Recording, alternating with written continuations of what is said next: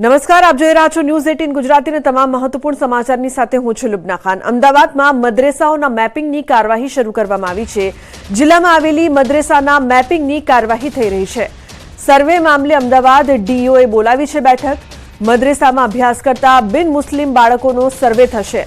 મદ્રેસામાં BU permission fire સેફટીની તપાસ થશે તો મદ્રેસાઓની સ્કેન કોપી સાથે હાજર રહેવા માટે અધિકારીઓને ફરમાન આપવામાં આવી રહ્યું છે। તો બીયુ પરમિશન ફાયર સેફટીની પણ તપાસ કરવામાં આવશે। સ્કેન કોપી સાથે અધિકારીઓને હાજર રહેવા માટે ફરમાન આપવામાં આવશે। અમદાવાદમાં મદ્રેસાઓના મેપિંગની કાર્યવાહી શરૂ કરવામાં આવી।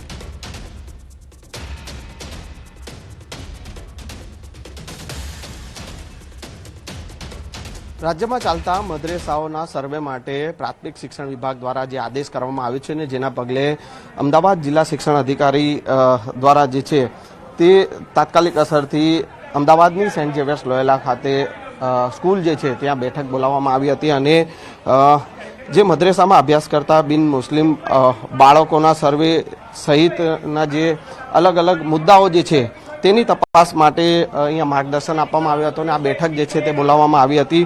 મદ્રેસામાં બીયુ પરમિશન છે કે કેમ, ફાયર સેફટી છે કે કેમ, તે તમામ પ્રકારની તપાસ જે છે તે કરવામાં આવશે અને આ તમામ જે છે માહિતી જે છે તે એકત્ર કરી અને એક રિપોર્ટ તૈયાર કરવામાં આવશે અને જે પ્રાથમિક શિક્ષણ વિભાગ જે છે તેમાં સુપરત કરવામાં આવશે। કેમેરામેન કેંગા રાઠોડ સાથે સંજય ટાંક, ન્યૂઝ 18 ગુજરાત, અમદાવાદ। તો કચ્છમાં હુમલા અને હત્યાના કેસમાં 16 આરોપીઓ સકંજામાં છે। રણમાં મીઠાની જમીન માટે હુમલો કરવામાં આવ્યો હતો। કનમેર ઘુડખર અભયારણ્યમાં આ સમગ્ર ઘટના બની હતી। તો 17 લોકો સામે સામખિયાળીમાં ફરિયાદ નોંધાઈ હતી। હુમલામાં એક વ્યક્તિનું મોત થયું હતું। તમામ આરોપીના કોર્ટે 7 દિવસના રિમાન્ડ મંજૂર કર્યા છે। તો તપાસમાં મોટા ખુલાસા પણ થઈ શકે તેવી પણ સંભાવના બતાવવામાં આવી રહી છે। આ હુમલામાં એક વ્યક્તિનું મોત નીપજ્યું હતું। હુમલા અને હત્યાના કેસમાં 16 આરોપીઓ સકંજામાં છે। કોર્ટે તમામના 7 દિવસના રિમાન્ડ પણ મંજૂર કર્યા છે। ઉલ્લેખનીય છે કે 16 આરોપીઓ સકંજામાં છે અને હજુ પૂછપરછ થઈ રહી છે। રણમાં મીઠાની જમીન માટે આ હુમલો થયો હોવાની વાત સામે આવી હતી। કનમેર ઘુડખર અભયારણ્યમાં આ સમગ્ર ઘટના બની હતી। તો 17 લોકો સામે સામખિયાળીમાં ફરિયાદ પણ નોંધાઈ હતી અને હવે વધુ કાર્યવાહી કરવામાં આવી રહી છે। કોર્ટે તમામના 7 દિવસના રિમાન્ડ મંજૂર કર્યા છે। હુમલામાં એક વ્યક્તિનું મોત પણ નીપજ્યું હતું। હાલ 16 આરોપીઓ સકંજામાં છે। તપાસમાં અન્ય નામોનો ખુલાસો થાય તેવી પણ સંભાવના।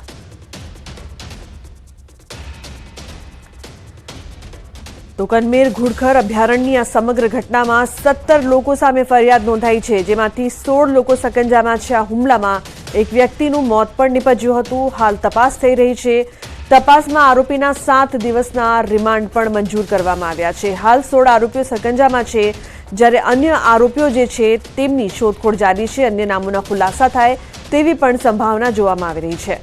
આ હુમલામાં એક વ્યક્તિનું મોત પણ નીપજ્યું હતું।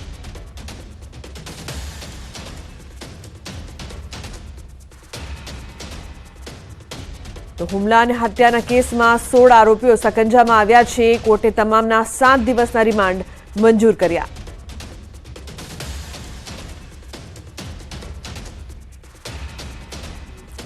સંવાદદાતા મેહુલ જોડાયા છે વધુ માહિતી માટે। મેહુલ, શું અપડેટ્સ છે આ સમગ્ર મામલે? જી, ચોક્કસથી વાત કરી તો કાનમેર ઘુડખર અભયારણ્યમાં જે થયેલ હુમલા હત્યામાં 16 ની ધરપકડ છે તે કરવામાં આવી છે। કાનમેર રણમાં મીઠાની જમીન પર ગેરકાયદેસર કબજા માટે થયેલા હિચકારા હુમલામાં જે બનાવ બન્યો હતો, અંતે આ તમામ હુમલાખોરો જેને અંજામ આપ્યો હતો તેને પોલીસે પકડી પાડ્યા છે। આ તમામને પોલીસે છે તે કોર્ટમાં રજૂ કરવામાં આવ્યા હતા અને કોર્ટે છે તે તમામ આરોપીઓ છે તેના 7 દિવસના છે તે રિમાન્ડ મંજૂર કર્યા છે। જી બિલકુલ મેહુલ, આભાર આ સમગ્ર માહિતી બદલ। તો કોર્ટે તમામના 7 દિવસના રિમાન્ડ મંજૂર કર્યા।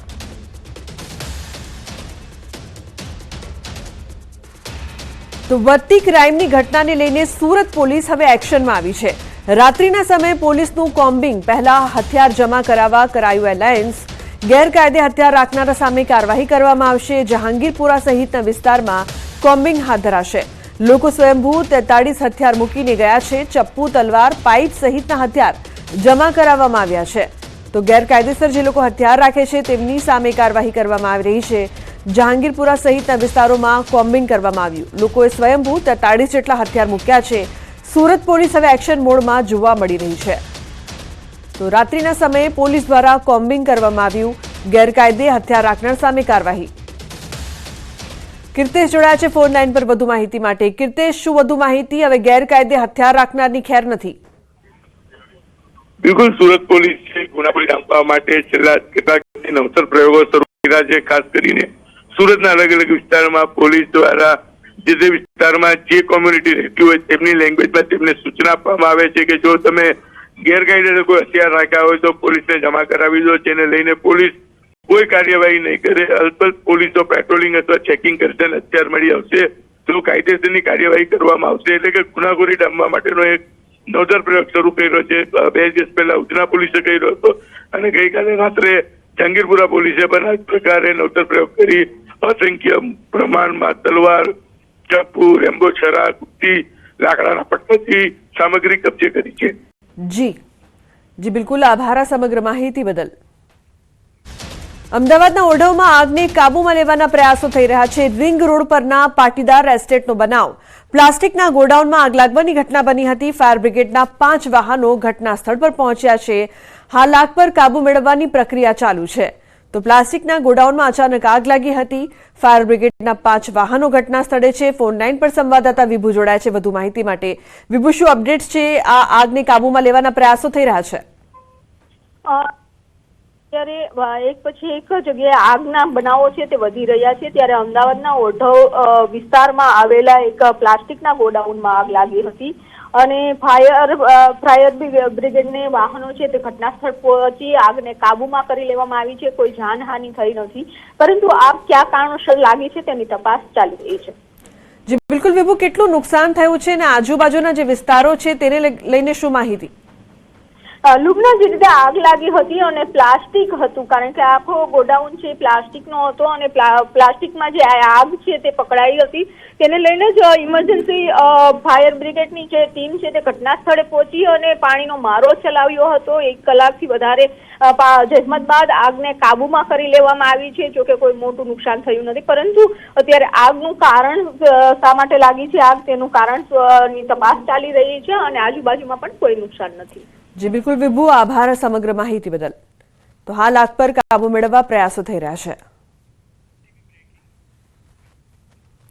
તો માતા પિતા માટે લાલ બત્તી સમાન કિસ્સો સામે આવ્યો છે. રાજકોટમાં રમતા રમતા બાળક કુંડીમાં પડતા મોત નીપજ્યું. કુવાડવા રોડ પરના શાલિગ્રામ શિલ્પ બિલ્ડિંગનો સમગ્ર બનાવ છે. 9 માસનો સંદીપ બુઢા નામનો બાળક કુંડીમાં પડી જતા તેનું મોત નીપજ્યું છે.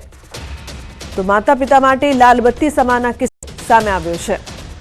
રમતા રમતા બાળક કુંડી પડી ગયું હતું, જે બાદ બાળકનું મોત નીપજ્યું છે.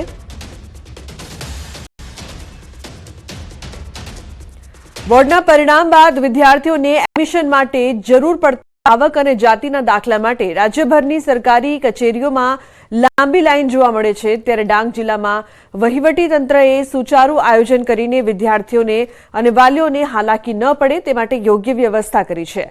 સમાજ કલ્યાણ વિભાગની કચેરીમાં અધિકારીઓ તમામ અરજદારોને યોગ્ય સહકાર આપે છે, તેથી કોઈ ફરિયાદ નથી રહેતી. જે કોઈ અરજદારને ફોર્મ ભરવા માટે કે જરૂરી આધાર પુરાવાને લઈને તકલીફ હોય તેમને પણ અધિકારીઓ યોગ્ય મદદ કરી રહ્યા છે.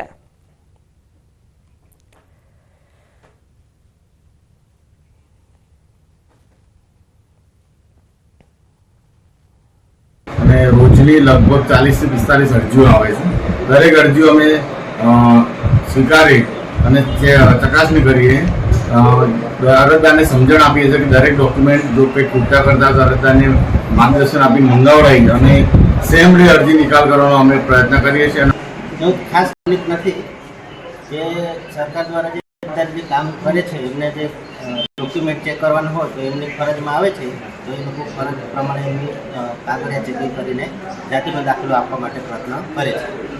બોર્ડના પરીક્ષાના પરિણામ આવ્યા બાદ અનેક શાળાઓ અને કોલેજોની અંદર વાલીઓ અને વિદ્યાર્થીઓ એડમિશન માટેની તૈયારીઓ શરૂ કરી દીધી છે. ત્યારે આદિવાસી વિસ્તારની અંદર ઘણી જગ્યાએ જે આવક જાતિનો દાખલો મેળવવા માટે લોકોને હાલાકી પડતી હોય છે. ત્યારે ન્યૂઝ 18 ગુજરાતીની ટીમ આજે ડાંગ જિલ્લાના મુખ્ય મથક આહવા ખાતે પહોંચી હતી અને જાણ્યું છે જે લોકો અહીં પર આવે છે લોકોને સારી રીતના દાખલા કાઢી આપવામાં આવે છે. વહેલી સવારથી લોકો આવતા હોય છે. ટોકન રૂપે તેઓને આપવામાં આવતો હોય છે. ટોકન બાદ તેઓને નંબર લાગતો હોય છે. એટલે કોઈ જાતના નંબર આગળ પાછળ પણ તેઓ સાથે કરવામાં નથી આવતી કે કોઈ જાતની તેઓ સાથે અગવડતા થતી નથી અને ખૂબ સરળતાથી તેઓને દાખલો મળી જાય છે. એક જ દિવસની અંદર પ્રયત્ન કરવામાં આવે છે કે એક દિવસમાં વહેલી તકે જે આવ્યા હોય છે જે તમામે દાખલો કાઢવા માટે વાલી વિદ્યાર્થીઓ સાથે આવતા હોય છે તો અને સાંજના સમય સુધીમાં જે તેઓને જાતિનો દાખલો છે એ જાતિનો દાખલો એક જ દિવસની અંદર મળી જતો હોય છે, જેને લઈને અહીં પર જે વાલીઓ અને વિદ્યાર્થીઓ આવતા હોય છે તેઓને કોઈ જાતની પણ અગવડતા જોવા મળી નથી. નિશાંત મહાકાળ, ન્યૂઝ 18 ગુજરાતી, ડાંગ. ધોરણ 10 અને 12 પછી વિદ્યાર્થીઓને જાતિ પ્રમાણપત્ર મેળવવા તકલીફ ન પડે તે માટે કેમ્પનું આયોજન.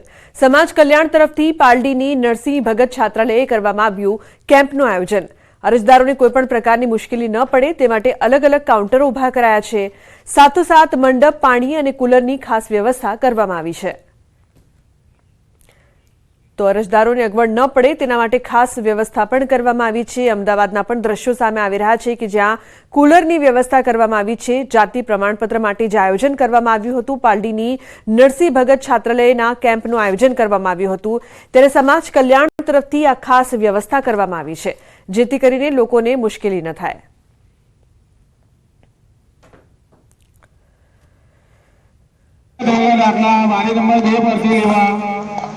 ફોર્મ 1 નંબરની બારી પરથી મેળવી લેવું, 3 નંબરની બારી પર ફોટો પડાવવાનો, તૈયાર થયેલ દાખલા 1 નંબરની 2 નંબરની બારી પરથી મેળવી લો. તો મંડપ, પાણી, કુલર સહિતની ખાસ વ્યવસ્થા કરવામાં આવી છે જેથી લોકોને ગરમીમાં હાલાકી ન પડે. લોકોને સરળતાથી જાતિ પ્રમાણપત્ર મળી રહે તે માટે વર્તમાનપત્રમાં જાહેરાત પણ આપી છે. નરસિંહ ભગત છાત્રાલય અહીંયા અમે કેમ્પનું સુંદર આયોજન કર્યું છે. ગેટ ઉપર અમે બેનર પણ ભરાવ્યું છે અને અમારી જે મેન ઓફિસ છે ત્યાં પણ અમે જાહેરાત કરી દીધી છે અને સોશિયલ ગ્રુપમાં પણ આના મેસેજ અમે પહોંચાડ્યા છે. અને સરળતાથી એ લોકોને પ્રમાણપત્ર મળી રહે તે માટે અમે કાઉન્ટર બનાવ્યા છે, ત્યાં માર્ગદર્શન બી મળી રહે છે અને એમના સુવિધા માટે અમે મંડપ પણ બાંધ્યો છે. ગરમીના કારણે કુલરની પણ વ્યવસ્થા કરી છે, ઠંડા પાણીની પણ વ્યવસ્થા કરી છે. એ લોકોનો ફોર્મ ભરવા માટે બેન્ચીસો, ટેબલની પણ વ્યવસ્થા કરેલી છે. આવી અમે અમારા તરફથી વ્યવસ્થા કરવામાં આવે છે. ધોરણ 10 અને 12ની પરીક્ષાના પરિણામ છે તે જાહેર થઈ ચૂક્યા છે. જોકે ચાલુ વર્ષે પ્રવેશ મેળવવા માટે વિદ્યાર્થીઓએ જે જાતિનું પ્રમાણપત્ર લેવાનું હોય છે તે પ્રમાણપત્ર લેવામાં કોઈપણ પ્રકારની અગવડતા ન પડે તે માટે તંત્ર દ્વારા ખાસ વિશેષ વ્યવસ્થા કરવામાં આવી છે. પાલડી ખાતે આવેલ જે નરસિંહ મહેતા છાત્રાલય છે કે જ્યાં આ જાતિના પ્રમાણપત્ર આપવા માટેની વિશેષ વ્યવસ્થા છે તે કરવામાં આવી છે. આપ દ્રશ્યની અંદર જોઈ શકો છો, ગરમીનું પ્રમાણ વધારે છે તેને ધ્યાનમાં રાખીને અહીં મંડપની વ્યવસ્થા કરવામાં આવી છે. પીવાના જે પાણીની વ્યવસ્થા પણ કરવામાં આવી છે. ઉપરાંત જો વાત કરીએ તો અહીં કોઈપણ વ્યક્તિને અગવડતા ન પડે તે માટે પણ ખાસ વિશેષ સૂચનો છે તે આપવામાં આવતા હોય છે. કઈ જગ્યાએથી ફોર્મ મેળવવું, ક્યાં ફોટો પડાવવો, કયા કયા પ્રકારના દસ્તાવેજો જરૂરી છે, આ તમામ વિગતો છે તે અહીંથી તમામ વ્યક્તિઓને આપવામાં આવી રહી છે જેથી કરીને કોઈપણ અરજદાર છે તેને કોઈ તકલીફ ન પડે. જે સરકારી તંત્રના જે સ્ટાફ છે તે પણ અહીં ખડે પગે હોય છે અને તમામ વિદ્યાર્થીઓને જરૂરી જે માર્ગદર્શન છે તે પૂરું પાડવામાં આવે છે. એટલે ખાસ કરીને જાતિનું પ્રમાણપત્ર મેળવવા માટે કોઈપણ વ્યક્તિને તકલીફ ન પડે તેની ધ્યાનમાં રાખીને સરકારી તંત્ર દ્વારા વિશેષ વ્યવસ્થા કરવામાં આવી છે. કયા કયા પ્રકારના દસ્તાવેજો જરૂરી છે, કયા સમયગાળામાં આવ્યું, ફોર્મ ક્યારે મળશે, ફોટો ક્યારે પડાવી શકાશે અને આ પ્રમાણપત્ર મેળવવા માટે કયા કયા જે પણ દસ્તાવેજો છે તે તમામ દસ્તાવેજો જરૂરી છે તેનું લિસ્ટ પણ અહીં અલગ અલગ જે બારીઓ છે ત્યાં લગાવવામાં આવ્યું છે. એટલે વિદ્યાર્થીઓને અગવડતા ન પડે તેની ખાસ તકેદારીના ભાગરૂપે આ વિશેષ વ્યવસ્થાનું આયોજન કરવામાં આવ્યું છે. કેમેરામેન હરીશ શર્મા સાથે ઋત્વિજ સોની, ન્યૂઝ 18 ગુજરાતી, અમદાવાદ.